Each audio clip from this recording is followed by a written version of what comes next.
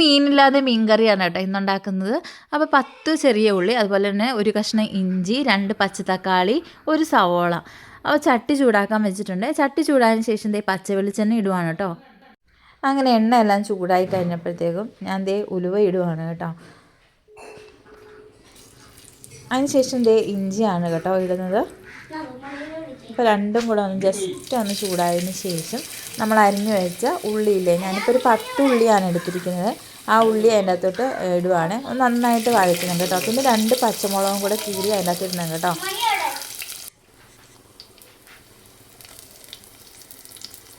അതിനുശേഷം നമ്മൾ ദേ സവോള അരിഞ്ഞു വെച്ചതാണ് കേട്ടോ ഇടുന്നത്.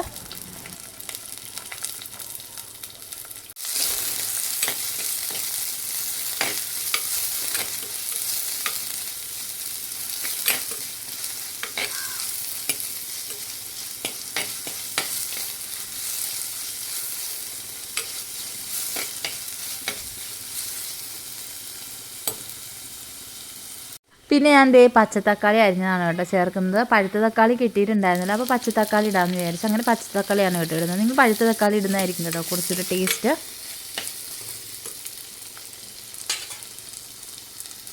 പിന്നെ ആവശ്യത്തിന് ഉപ്പൂടെ ചേർക്കണേ. പിന്നെ ഞാൻ ഇതിൽ സ്പെഷ്യലായിട്ട് ചേർക്കുന്നതെന്ന് വെച്ചാൽ കായാണ് കേട്ടോ. ഇത് നിർബന്ധമൊന്നുമില്ല, പച്ചക്കായ അരിഞ്ഞതാണ് കേട്ടോ, ചരിച്ചരിഞ്ഞതാണ്. അപ്പോൾ ഇത് ഇടണം നിർബന്ധമൊന്നുമില്ല, വേണമെങ്കിൽ ഇടാം കേട്ടോ. അപ്പോൾ എനിക്ക് കായ ഉണ്ടായിരുന്നത് കൊണ്ട് ഞാനതുകൊണ്ട് കായ ഇടാമെന്ന് വിചാരിച്ച്. പിന്നെ നമ്മൾ അരപ്പിനുള്ള സാധനങ്ങളാണ് കേട്ടോ. തേങ്ങ, 3 ഉള്ളി, മുളക് പൊടി, പിന്നെ മല്ലിപ്പൊടി, മഞ്ഞൾപ്പൊടി, ഇതെല്ലാം കൂടി ഇട്ടിട്ട് നമ്മളൊന്ന് അരച്ചെടുക്കണേ.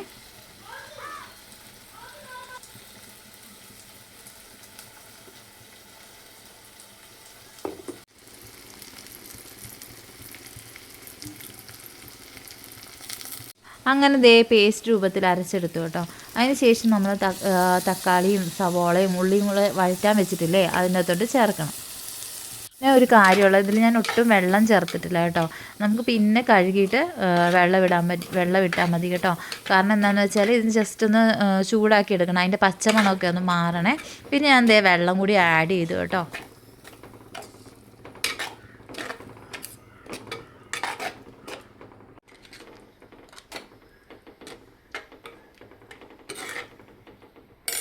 പിന്നെ ഉണ്ടല്ലോ, ഞാൻ പുളി വെള്ളത്തിലിട്ട് വെച്ചിട്ടുണ്ടായിരുന്നു കേട്ടോ. ഇത് വാളംപുളിയാണ് എടുത്തിരിക്കുന്നത്.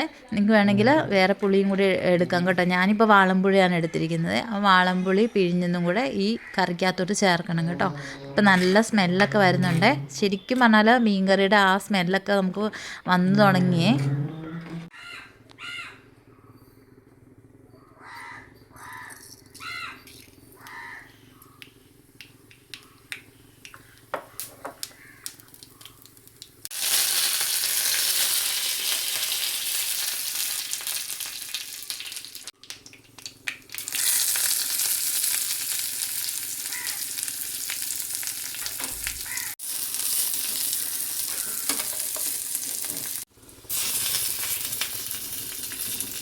അങ്ങനെ ദേ എണ്ണയെല്ലാം ഇട്ട് കടുകെല്ലാം താളിച്ചതിന് ശേഷം നമ്മളിതേ ആ കറിക്കകത്തോട്ട് ഇടുവാണ് കേട്ടോ. ഇപ്പം തന്നെ നല്ല സ്മെല്ലൊക്കെ വരുന്നുണ്ട്. അപ്പോൾ ഇതാണ് നമ്മുടെ മീനില്ലാത്ത മീൻ കറി.